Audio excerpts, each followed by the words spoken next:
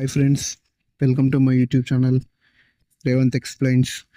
ఏంటి వీడు బాహుబలి మూవీ గురించి అని చెప్పి వీడి పాటికి వీడు గేమ్ ఆడుకుంటున్నారు అనుకుంటున్నారా?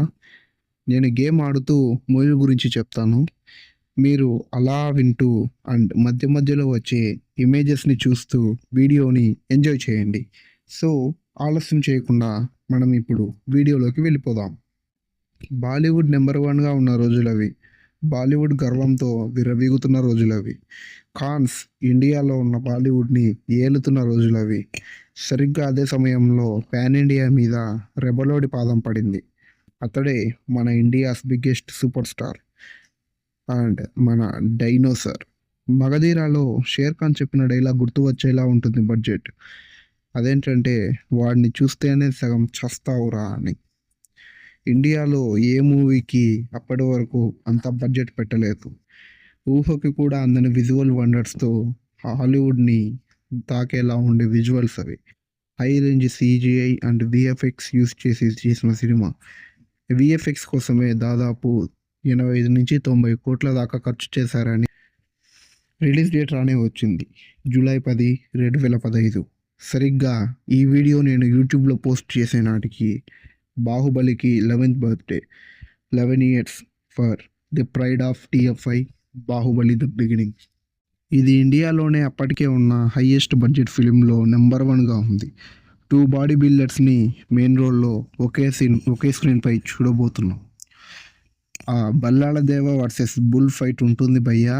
అసలు ఈ సీన్ తీయాలని రాజమౌళి గారికి ఎలా అనిపించిందో ఏమో అర్థం కాదు. అప్పటికే ఇండియాస్ హల్క్ అని పిలుచుకునే రాణా గారు తర్వాత ఈ సీన్లో ఒక డీటెయిలింగ్ ఉంది. అది చాలా పిక్ డీటెయిలింగ్. దాన్ని జక్కన్న గారు చాలా బాగా ఇంప్లిమెంట్ చేశారు. అదేంటంటే, దున్నపోతుతో ఫైట్ చేసిన తర్వాత రాణా గారు వెనక్కి తిరిగి వస్తారు. అలా వచ్చేసిన తర్వాత బల్లాళ దేవుడు ఏమనుకుంటాడంటే, దున్న పడిపోయింది, చనిపోయింది అని. ఆ తర్వాత అది సైలెంట్గా వెనక నుండి వచ్చి బల్లాళ దేవుడి మీద అటాక్ చేయడానికి చూస్తుంది. సరిగ్గా అదే టైంలో కట్టప్ప బల్లాళ దేవుణ్ణి బుల్ నుంచి రక్షించడానికి ట్రై చేస్తాడు. అండ్ ఇక్కడ ఆశ్చర్యం ఏముందనుకుంటున్నారా? అప్పటికే దేవసేన విషయంలో కట్టప్పకి బల్లాళ దేవుడి మీద పీకల్లోతు కోపం ఉంది. కానీ ఇక్కడ మాత్రం తన కోపాన్ని ప్రదర్శించలేదు. అలా అని తాను గినక సైగ చేయకుండా ఉంటే, అదే ఎటువంటి శబ్దం చేయకుండా ఉంటే ఖచ్చితంగా ఆ దున్న బల్లాళ దేవుడిని విసిరివేసేది. దీనికి కారణం మనకు సినిమాలోనే చెప్పారు కదా. అదేంటంటే, తరతరాల నుండి కట్టప్ప వంశస్థులు బల్లాళ దేవరాజ్యంలో రాజుల మాట జవదాటకపోవడం అండ్ వారిని కంటికి రెప్పలా కాపాడడమే కట్టప్ప అండ్ తన వంశస్థుల మెయిన్ కర్తవ్యం కాబట్టి. ఆ తర్వాత దేవసేన విషయానికి వస్తే, అంతటి బ్యూటీని ఎంతోమందికి క్రష్గా ఉన్న అనుష్కని అలా ఎలా చూపించారు భయ్య. అసలు ఎలా చూపించారంటే, 25 సంవత్సరాల నుండి దేవసేనని ఎలా అయితే చిత్రవద చేశారో, ఎలా అయితే హింసించారో రాజమౌళి క్రిస్టల్ క్లియర్గా కొన్ని సీన్స్ ద్వారా చూపించాడు. అసలు అంతటి షాడిజాన్ని బల్లాళ దేవుడు దేవసేన మీద చూపించిన తర్వాతనే మనకు అర్థమవుతుంది బల్లాళ దేవుడు ఎంత క్రూరుడు అని. ఇక మెయిన్ అండ్ ఫస్ట్ క్యారెక్టర్లోకి వస్తే, మన శివుడి క్యారెక్టర్. డైనోసార్ యాక్టింగ్ ఉంటుంది బ్రో. అసలు ఆ బాడీకి అండ్ శివలింగాన్ని తీసుకెళ్లే సీన్ అయితే అసలు అబ్బబ్బా, అసలు దాన్ని ఇప్పటిదాకా వర్ణించలేం. అంత బాగా తీశారు ఆ సీన్. అండ్ ప్రభాస్ అన్న ఎక్స్ప్రెషన్స్ కూడా ఆ రేంజ్లోనే ఉంటాయి కాబట్టి సినిమా ఏ చోట చూసినా కూడా అసలు మన గూస్ బంప్స్ ఇప్పటికీ వస్తాయి. అండ్ తర్వాత శివుణ్ణి తీసుకెళ్లే సీన్, శివలింగాన్ని ఎత్తుకెళ్లే సీన్లో బ్యాక్గ్రౌండ్లో వచ్చే ఆ సాంగ్ అయితే ప్యూర్ గూస్ బంప్స్ భయ్య. అసలు ఈ శివలింగం ఎత్తే సీన్ని ఎంతమంది రీక్రియేట్ చేశారో లెక్క కూడా ఉండదు. శివలింగాన్ని ఎత్తలేం కాబట్టి శివలింగం ప్లేస్లో వాటర్ క్యాన్, రుబ్బురోలు వంటివి భుజం మీద పెట్టుకొని మనకు మనమే బాహుబలి అని ఫీల్ అయిన రోజులు ఉన్నాయి. కంగారు పడకండి, నేను కూడా మీలో ఒకడిని. ఆశ కానివ్వండి, కాలకేయ ఎంట్రీ అండ్ కాలకేయకి ఎలివేషన్ కానివ్వండి, సూపర్ టాప్ నాచ్ ఉంటుంది. అండ్ కాలకేయని బల్లాళ దేవుడే చివరి వేటుతో సంహరిస్తాడు. యుద్ధం ముగిశాక, యుద్ధం తర్వాత భల్లాల దేవుడు గెలిచాక బిజ్జలదేవ చెప్పే డైలాగ్ ఇప్పుడు మీమ్స్‌లో వైరల్‌గా మారింది. అదే 'నా కొడుకు' అనే డైలాగ్. కాలకేయుడిని వధించింది చివరి వేటుతో భల్లాల దేవుడు కాబట్టి మాహిష్మతి సామ్రాజ్యానికి మామూలుగా అయితే భల్లాల దేవుడే రాజు కావాల్సి ఉంది. కానీ తర్వాత శివగామి దేవి వచ్చేసి అండ్ శివగామి దేవి వచ్చేసి బాహుబలిని రాజుగా ప్రకటిస్తుంది. శివగామి దేవి పవర్‌ఫుల్ క్యారెక్టర్ గురించి మీకు స్పెషల్‌గా చెప్పవలసిన అవసరం లేదనుకుంటా. అండ్ ఒక్కసారి ఇప్పుడు స్క్రీన్ మీద వేస్తున్నాను చూడండి రేటింగ్ పోస్టర్‌ని. 'The Guardian USA' 4 stars, 'the Times of India' 4 stars, 'the Indian Express' 4 stars, Rediff 4 stars, Glamsham అయితే ఏకంగా 5 స్టార్స్ ఇచ్చేసింది. ఓవరాల్‌గా ఐఎండీబీ 9.1/10గా ఇచ్చేసింది. థియేటర్ ఫుట్‌ఫాల్స్ అయితే అప్పట్లోనే చాలా ఎక్కువ అని చెప్పాలి. 5.30 క్రోర్స్ అంటే 5,30,00,000కు పైగానే రికార్డ్ అయ్యింది. ఇది అఫీషియల్ రికార్డ్ అండ్ ఇంతకు మించి కూడా ఉండొచ్చని నేను అనుకుంటున్నాను. అండ్ ఈ సినిమాకు వచ్చిన అవార్డ్స్ అయితే ఒక ఫిల్మ్‌ఫేర్ అవార్డ్ అండ్ ఒక నంది అవార్డ్ 'బాహుబలిని' వరించింది. అండ్ చివరిగా నేను చెప్పేది ఏంటంటే, ఎన్ని పెద్ద పెద్ద సినిమాలు మన టీఎఫ్ఐలోనే కాదు, ఇండియాలో ఇంకెన్ని పెద్ద పెద్ద సినిమాలు వచ్చినా కూడా 'బాహుబలి' అనేది ఒక చిరస్థాయిగా ఉంటుంది. ఎన్ని సినిమాలు 1000 కోట్లు కొట్టినా సరే 'బాహుబలి' రేంజ్ మాత్రం వేరే. 'బాహుబలి' అప్పటికి ఇప్పటికి ఒక ఎవర్ గ్రీన్ సినిమా. అండ్ నేనే 3-4 టైమ్స్ ఫ్యామిలీతో వెళ్ళాను. బట్ 3-4 టైమ్స్ కూడా టికెట్స్ దొరకలేదు. ఎక్కడ చూసినా హౌస్‌ఫుల్ బోర్డ్స్. అప్పట్లో మూతబడిన థియేటర్స్ కూడా తెరుచుకొని మరీ హౌస్‌ఫుల్ అయిన దాఖలాలున్నాయి. అంతటి రికార్డ్స్‌ని బ్రేక్ చేసింది 'బాహుబలి' సినిమా.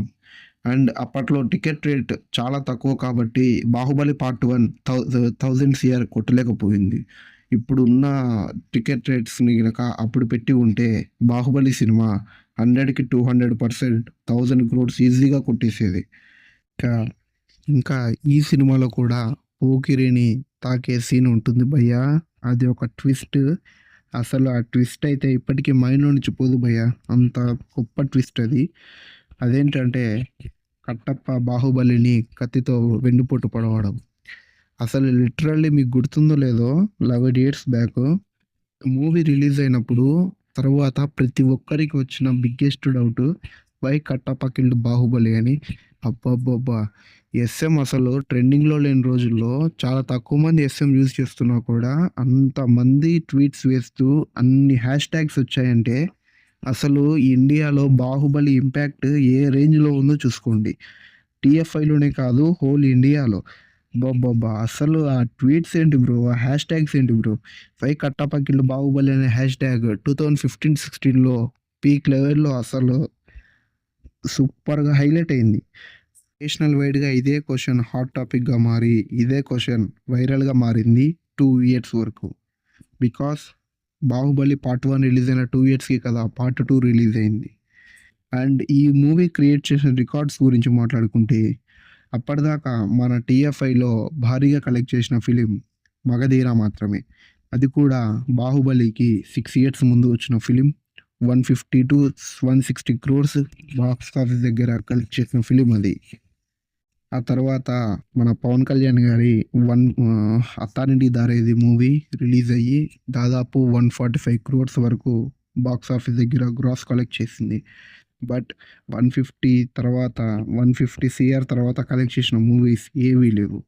ఆ తర్వాత 'మగధీర' తర్వాత 6 ఇయర్స్ తర్వాత వచ్చాడు మన 'బాహుబలి' విత్ ఒకే ఒక సినిమాతో first 200 CR, first 250 CR, first 3, 4, 5, 600 first 650 CR film collect చేసిన ఏకైక ఫిలిం టాలీవుడ్‌లో మన 'బాహుబలి' ఫిలిం.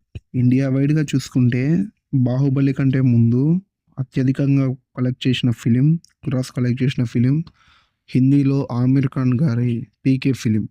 అదే 'పీకే' ఏలియన్ ఫిలిం. దాదాపు 750 క్రోర్స్ దగ్గర గ్రాస్ కలెక్ట్ చేసి అప్పటి వరకు ఇండియాలోనే నంబర్ 1గా ఉంది ఆ ఫిలిం. దాదాపు 100 సీఆర్ తేడాతో 'బాహుబలి' కొద్దిగా వెనకబడిందనే చెప్పాలి.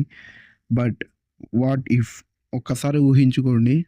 అదే 'బాహుబలి పార్ట్ 1'తో 750 సీఆర్ కలెక్ట్ చేసి పీకే రికార్డ్స్‌ని బ్రేక్ చేస్తే బాలీవుడ్ వాళ్ళు మొఖం ఎక్కడ పెట్టుకుంటారో. 5కి ఒక మంచి బడ్జెట్‌తో, ఒక మంచి కాన్సెప్ట్‌తో ఫిల్మ్ పడితే ఎలా ఉంటదో 'బాహుబలి'తో ఆల్రెడీ ఓసారి నిరూపించబడింది. అండ్ నెక్స్ట్ వీడియోలో 'బాహుబలి 2' గురించి చెప్తాను. అండ్ ఆ వీడియో ఒక 3, 4 డేస్‌లో అది కూడా పోస్ట్ చేస్తాను. అండ్ ఇప్పుడు మీరు చెప్పండి 'బాహుబలి' మూవీతో మీకు ఉన్న స్వీట్ మెమోరీస్ ఏంటి? మీరు 'బాహుబలి' సినిమాని ఎవరితో ఎంజాయ్ చేశారు? దయచేసి ప్లీజ్ కామెంట్స్ సెక్షన్‌లో మాకు తెలియజేయండి.